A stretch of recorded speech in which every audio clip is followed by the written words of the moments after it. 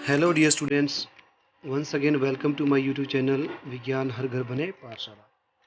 बच्चों, पिछले वीडियो हमने चैप्टर 13 जो है आपका गति एवं समय को अच्छी तरह से समझा था और पूरे टॉपिक कवर किए थे और पढ़ा था। आज बारी है इस चैप्टर के अभ्यास के प्रश्न उत्तरों की। चलिए शुरू करते हैं। पहला प्रश्न है बच्चों, निम्नलिखित में गतियों का वर्गीकरण सरलरेखा के अनुदिश वर्तुल तथा दोलन गति ज्ञात कीजिए। मतलब ये जो नीचे दिए है ना गतियां बेटा, इसमें से है कुछ गतियां आपकी जो है सरलरेखा में अनुदिश है, कोई वर्तुल है, कोई दोलन गति है। तो हमें दौड़ते समय अपने हाथों की गति कौन सी होती है ये बताना है। दौड़ते समय हमारी हाथों की गति होती है दोलन गति। कौन सी होती है? आगे पीछे जाते हैं ना हमारे हाथ, तो दोलन करता है, जैसे दोलन आगे पीछे होता है वैसे ही। तो पहली गति है दोलन गति। दूसरा, सीधी सड़क पर एक गाड़ी खींचते घोड़े की गति, तो ये होगा आपका सरलरेखीय अनुदिश गति। मैरी गो राउंड झूले के बच्चे की गति कैसी होगी? ये होगी आपकी वर्तुल गति। कैसी होगी? वर्तुल गति। शीशा झूले में बच्चे की गति कैसी होगी? ये होगी आपकी दोलन गति। विद्युत घंटी के हथौड़े की गति कैसी होगी आपकी? विद्युत घंटी की हथौड़े की गति होगी आपकी दोलन गति।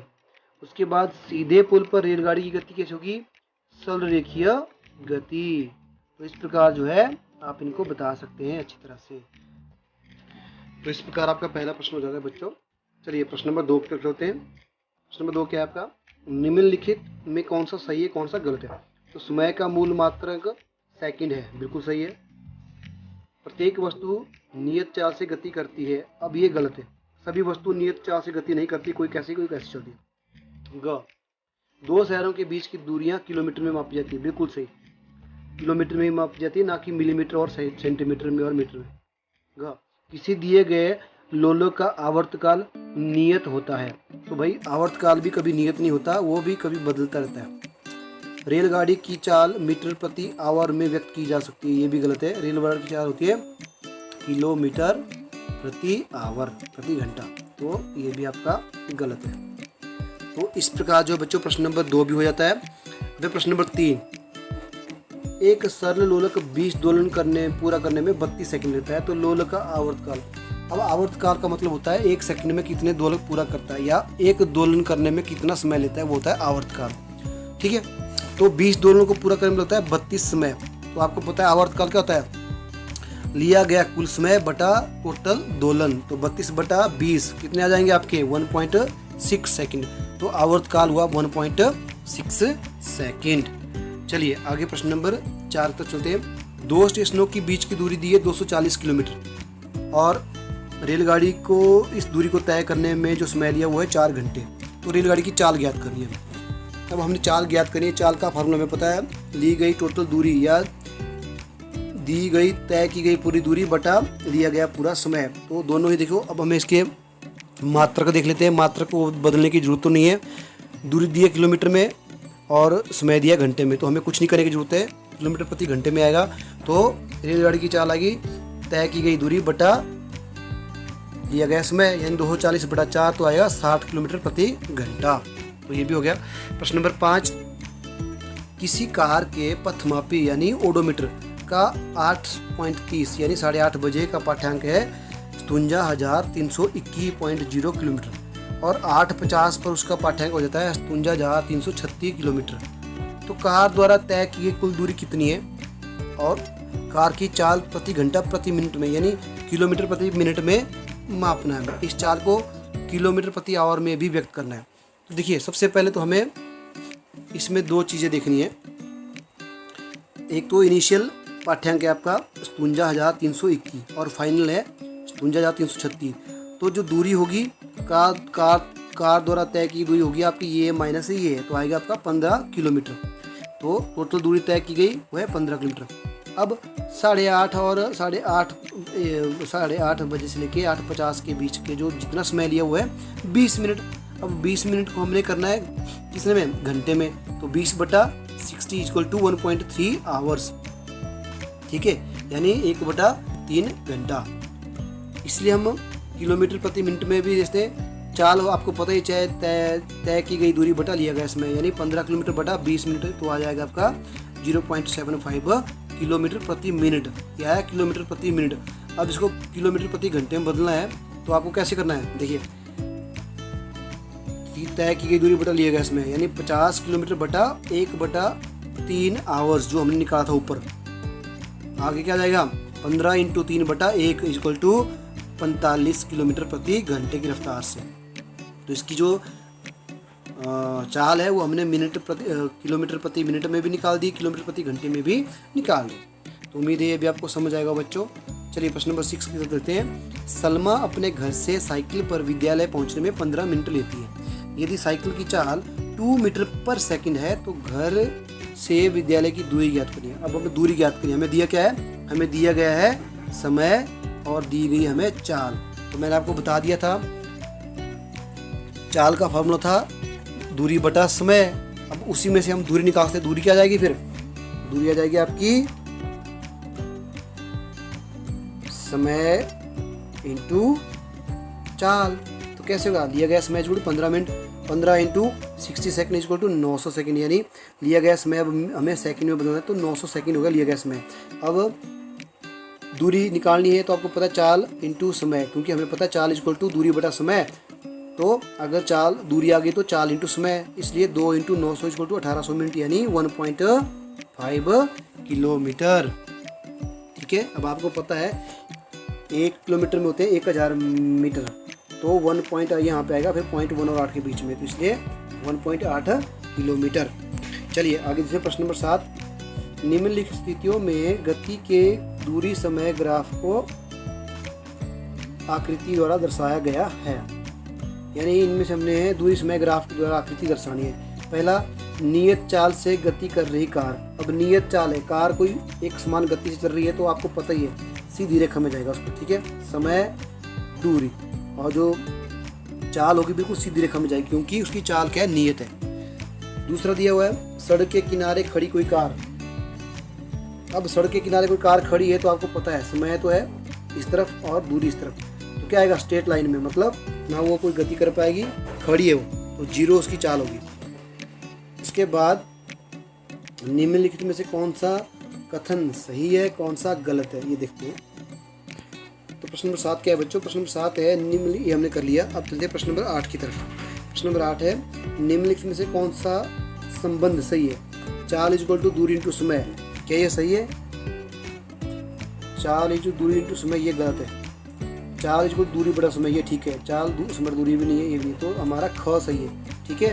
उसके बाद प्रश्न नंबर 9, चाल का मूल मात्रक है किलोमीटर प्रति मिनट नहीं, किलोमीटर प्रति मिनट नहीं, किलोमीटर प्रति घंटा, तो ये दोनों और तीसरा गलत है। तो हमारा चाल का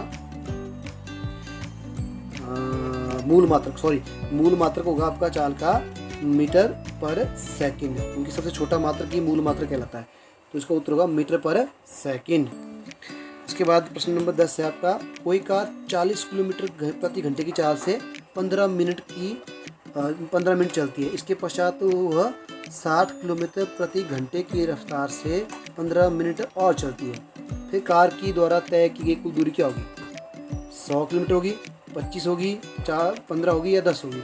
अब देखिए हमें कोई कार 40 किलोमीटर की चाल क्या है 40 किलोमीटर, ठीक है, 15 मिनट चलती है। इसके पश्चात वो 60 किलोमीटर प्रति घंटे की रफ्तार से अगले 15 मिनट चलती है। तो हमें उसकी जो चाल होगी वो होगी आपकी 25 किलोमीटर प्रति घंटा। ठीक है, कैसे निकाल सकते हैं इसका उत्तर देखिए।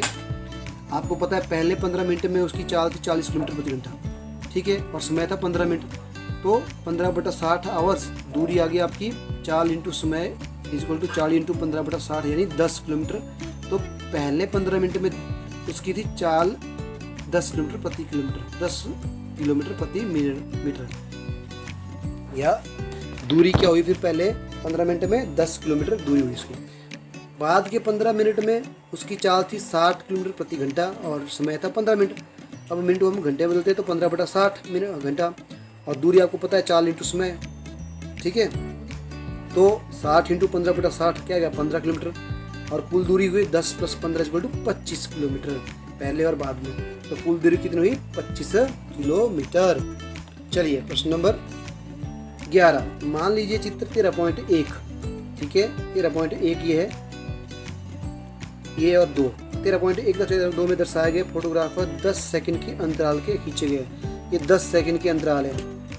तो यह फोटोग्राफ में 100 मीटर की दूरी 1 सेंटीमीटर द्वारा दर्शाया गया। इसमें क्या हुआ, 100 मीटर की दूरी को 1 सेंटीमीटर द्वारा दर्शाया गया है और तीव्रतम कार की चाल जो है ज्ञात करनी है। तो इसमें एक हरी कार दिख रही है, तेज गति से जा रही है ना, इसकी दूरी ज्ञात करनी है हमने। चलिए, ये आपका चित्र 13.1 है, 13.2 है। तो इसलिए तीव्रतम कार की दूरी कितनी होगी, आपको पता है दोनों चित्रों में 10 सेकंड का अंतराल से तीव्रतम कार की दूरी दी है 2 सेंटीमीटर। तो 2 × 100 = 200 मीटर और लिया गया समय कितना होगा 10 सेकंड। तो चाल आपको पता है दूरी बटा समय यानी 200/10 सेकंड यानी 20 मीटर पर सेकंड। तो उसकी चाल जो सबसे तेज गाड़ी है उसकी 20 मीटर प्रति सेकंड। चलिए प्रश्न नंबर 12 तक चलते हैं। चित्र 13.15 में 2 वाहनों ए और बी की गति के लिए दूरी समय ग्राफ दर्शाए गए। ठीक है, अब इनमें से कौन सा वाहन अपेक्षाकृत तीव्र गति से चल रहा है। तो चित्र ये है, इसमें ए और बी दिया है, समय और दूरी दी है। ठीक है, तो कौन सा तेज गति से चल रहा है हमने ये देखना है। देखिए, अब वाहन ए और बी की अपेक्षा जो है ए तेज गति से चल रहा है क्योंकि इसकी जो है कम समय में अधिक दूरी तय की गई है। समय कम लिया हुआ, दूरी अधिक। देखिए, मान लीजिए यहाँ पे दूरी होगी आपकी 5 किलोमीटर और समय हो गया आपका 10 मिनट और यहीं पे ये है कि दूरी, लेकिन उतने ही समय में ऊपर खींचे तो दूरी कितनी होगी, ज़्यादा दूरी बढ़ गई ना। दूरी मान लीजिए 15 होगी, यहाँ पे दूरी कम थी, यहाँ पे ऊपर ज़्यादा होगी। इसका मतलब है ए जो है ज़्यादा गति से चल रहा है। तो चाल किसकी ज़्यादा है, ए की। चलिए प्रश्न नंबर 13 की तरफ। निम्नलिखित दूरी समय ग्राफों में कौन सा उस ट्रक की गति को दर्शाता है जिसकी चाल नियत नहीं है।